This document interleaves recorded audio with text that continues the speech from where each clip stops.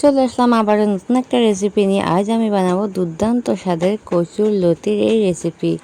যারা কচুরলতি খেতে ভয় পাও তারা অবশ্যই একবার এই রেসিপিটি দেখবে আর এরকম করে বানিয়ে খেয়ে দেখবে, দুর্দান্ত লাগবে। একবার খেলে বন্ধুরা কিন্তু তোমরা বারবার খাবে। যার এই লতি পছন্দ না সে কিন্তু খুবই মজা করে রেসিপিটি খাবে। এটি খুবই দুর্দান্ত হয় বন্ধুরা।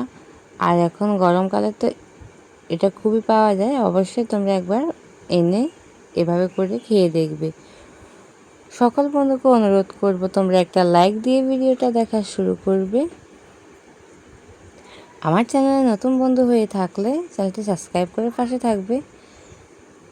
আর অবশ্যই নোটিফিকেশান অল করে রাখবে, যেন আমি নিত্য নতুন ভিডিও আপলোড করলে সবার আগে তোমাদের কাছে নোটিফিকেশান চলে যায়। আর এই রেসিপিটি বন্ধুরা একদম খুবই অল্প সময় কিন্তু তৈরি করে নেওয়া যায়। এই রেসিপিটি একদম খুবই সহজভাবে কিন্তু তৈরি করে নেব। রেসিপিটি খেতে কিন্তু গরম ভাতের সাথে দুর্দান্ত লাগে।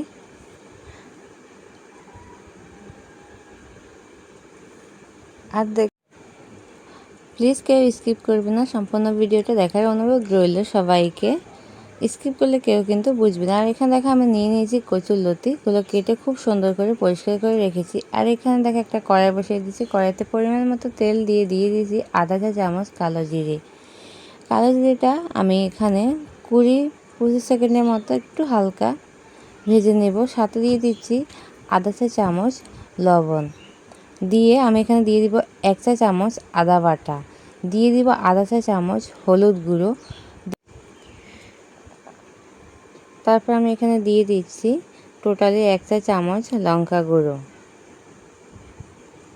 ঝালটা তোমরা কম বেশি দিতে পারো। দিয়ে দিব আধা চা চামচ জিরে গুঁড়ো, আধা চা চামচ ধনে গুঁড়ো। দিয়ে আমি এটাকে খুব ভালো করে একটু কষিয়ে নেব। একদম লো টু মিডিয়ামে রেখে কিন্তু বন্ধুরা রান্নাটা করে নেব।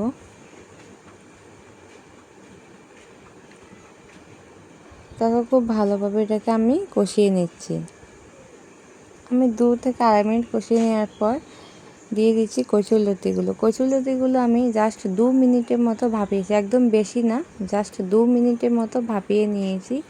যারা কচুরলতি খেতে খুব ভয় পাও তারা কিন্তু এরকমভাবে কিন্তু বানিয়ে দেখবে। ওটা স্কিপ হয়ে গেছে, আমি 2 মিনিটের মতো জাস্ট ভাপিয়েছি, বেশি নয়।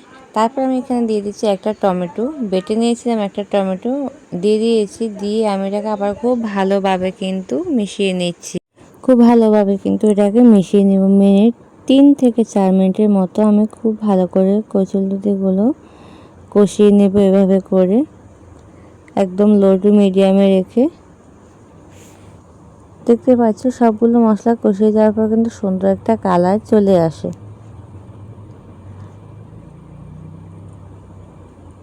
আর এটি খেতে বন্ধুরা কিন্তু দুর্দান্ত হয়েছে, দেখতে পাচ্ছ খুব সুন্দরভাবে। আর এখন আমি এতে দিয়ে দেব অল্প পরিমাণে একটু জল।